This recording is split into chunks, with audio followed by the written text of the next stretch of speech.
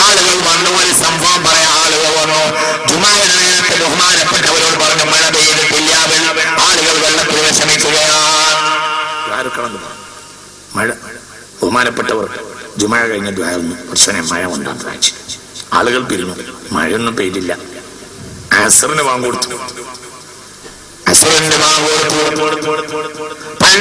പള്ളിയിലെ 4 ഭാഗത്തും ചെരിഞ്ഞ് പാത്തിയുള്ള ഒരു 4 ഭാഗത്തും പാത്തി വെച്ച രൂപത്തിലായിരുന്നു അത്ര ഹൗള്. പഴയ കാലത്തെ ഹൗളുകളൊക്കെ അങ്ങനെ ഉണ്ടായിരുന്നു, 4 ഭാഗത്തും. മനസ്സിലാവും, പഴയ ഹൗളുകളൊക്കെ അങ്ങനെയായിരുന്നു.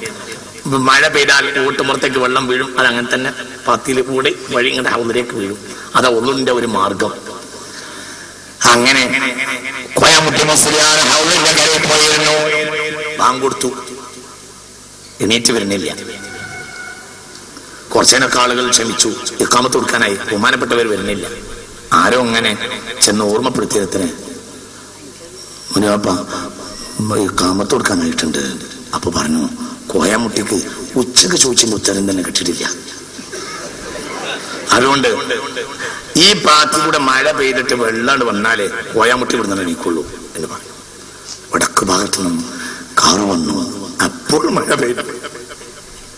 ഇതെന്റെ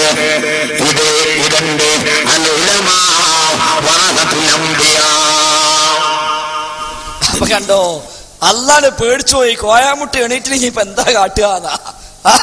ഉച്ചക്ക് ചോദിച്ച കിട്ടിയിട്ടില്ല, നീ കിട്ടിയാലേ കോയാമുട്ടി എണീക്കുള്ളൂ. അപ്പൊ കോയാമുട്ടി എണീക്കാൻ ഞാൻ പഠിച്ചോൻ കുടുങ്ങിയില്ലേ? അപ്പാണ് കൊടുത്തു എന്നാ പറഞ്ഞത്. തെളിവെന്താ? അൽ ഉലമാ വറസത്തുൽ അംബിയാ. ഹദീസ ഒക്കെ തെളിവ്.